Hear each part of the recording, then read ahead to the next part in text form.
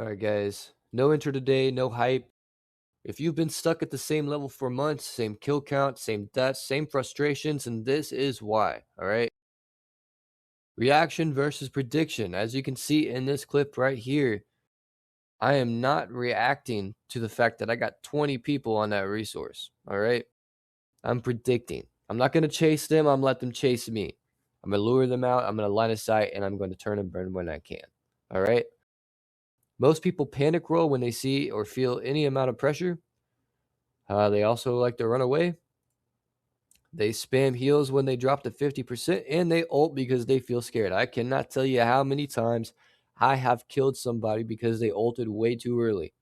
All right, that gives me a longer window to build up and ramp up damage on you to ult you back. All right, I cannot tell you how many times I've won just because of that alone. All right.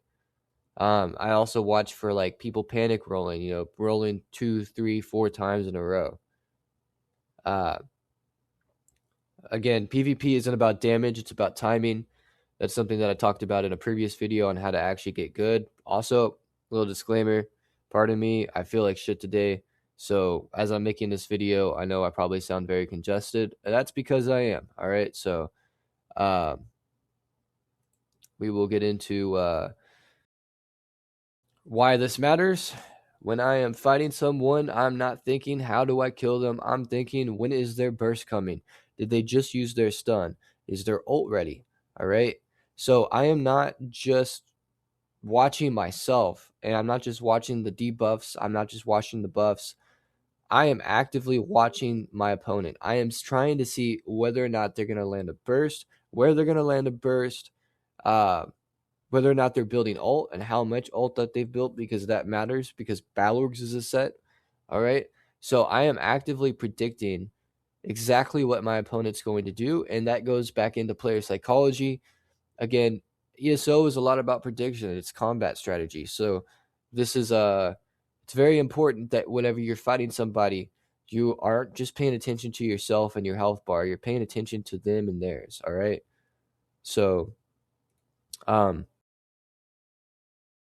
this one right here is going to hurt some feelings, all right?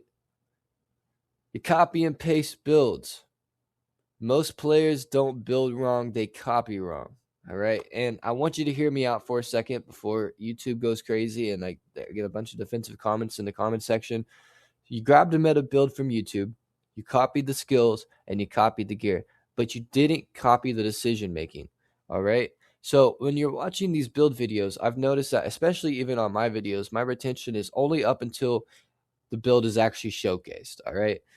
So, and I'm actually going to start changing that to where I'm putting my build video like either in the middle or at the end, so that it's a little bit less predictable and people will actually watch the full video. You have to be able to understand the build, and you have to understand what the player is doing on that build. It's fine if you copy and paste a build. Tons of people do it, honestly. It's not like it's the end of the world. It's not going to make or break your reputation. Nobody cares, all right? Most players do it, all right? Even your top players copy builds from other players.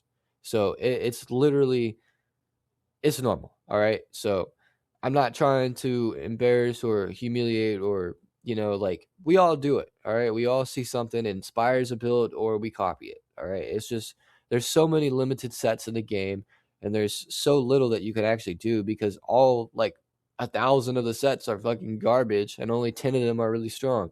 So it's nothing new. There's nothing wrong with it. But the issue is you aren't understanding the decision making. All right, you have to understand, why are these skills here? Is it for pressure, sustain, defense, setup? If you don't understand why something is slotted, then you won't know how to use it. It's just that simple. If you aren't watching how they're playing the build, if you aren't watching what they're doing with the build, or trying to understand why they even have the skills on the bar, why they haven't swapped out for anything else, or you might see that, yeah, the build shows that it has this skill, but in this PvP scenario, they swapped out this skill for this skill. These are all important, all right? These are all important, and you have to understand the build before you're able to play it, all right? And this one's probably going to hit hit home for a lot of people. I'm sure a lot of people have dealt with this.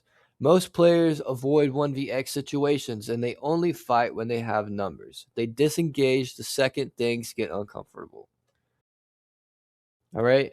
You will never grow as a player unless you put yourself in challenging situations. If you are only living in the comfort of numbers, you are never going to get good because you have numbers to carry you. And it's just that simple. I mean, I got good because I tried the 1vx and I failed over and over and over and over and over again until I finally got good. All right. But it takes a long time. It takes practice. It takes skill. It takes learning. All right. Pressure reveals your weaknesses. All right. If you are not getting pressured, like if you don't got people on your ass, then you are not learning anything about yourself. You're not learning the things that you can improve on. Okay. When you're outnumbered, you're forced to manage resources perfectly, time your burst correctly, and position properly. And if you never stress test this, you'll never grow. It's just as simple as that. If you aren't willing to put yourself in those challenging situations to test your skill, you're just not going to become a better player. I mean, I don't know what else to tell you. You know, if you're a Zergling for life, you're a Zergling for life. It is what it is. Nothing wrong with that. Most people play that way. But if you're a player that is actively looking to get better and have fun in PvP outside of numbers, then that is the way to do it. You just got to throw yourself in there, balls to the wall, hope for the best. If it doesn't work out the way you wanted to, clip it, rewatch what you did wrong, and learn from it. Next time you go into that 1vx situation, you'll play differently, I promise. All right? Each time you will play differently until you get better. All right, but here is the real reason most players stay average. They blame everything except themselves. All right? I'm guilty of it. You're guilty of it. We're all guilty of it. All right? It is a thing in ESO. All right? Like, don't get me wrong. Performance in ESO is fucking dog shit. It's terrible. All right? Especially in PvP when you have all the proc sets and the Zergs and the ball groups. It becomes a lot for the server to handle. All right? I'm not denying that. But people are blaming lag. They're blaming balance. They're blaming broken sets. They're blaming sauce. And sometimes those things matter, okay? But if every death is someone else's fault, you will never fix your own mistakes. A part of getting better is humbling yourself to realize that there are people out there who are going to kill you. You are going to die at some point. I die a lot. Matter of fact, just as many times as I win, I die. And that's normal. That's a normal thing in ESO because it's ESO. All right? But here's the thing, though. After every death, I ask, what did I misread? Okay? What did I misread? What did I do wrong in that situation? You know, I'm making a mistake somewhere that's causing me to die. Okay? And so anytime I die and it's something crazy, like sometimes it's an obvious mistake of like, I shouldn't have bursted there, or I should have waited, or, you know, there's always something. And sometimes it's obvious, but if it's not obvious to me, I go back and watch the clip. And when I watch the clip, I'm like, okay. Yeah, that explains it. This is what I did wrong. Next time I'll adjust. All right. So it's important that these things are told to you guys because,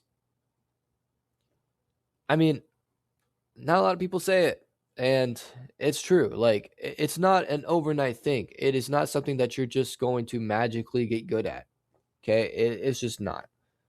It takes skill, it takes practice, it takes a lot of patience. But yeah, I mean, it's fun whenever you get to learn at 1vx and you get to be good at it. Like, I mean, really good at it. It's fun. Okay. I know 1vx is kind of a dying niche right now. It has been for a while actually. I mean, but even in small group play, you know, like you can get 3 to 4 people in a group and just go wreck shit. I'm not even playing. So it is a lot of fun. And I hope that if you are a player that is looking to step up your gameplay and become the next Xer, then this video is for you. And if you like the content, please make sure you like, subscribe, and leave a comment below. What is your favorite class and what is your biggest struggle in Cyrodiil? All right. Alrighty, guys. Peace.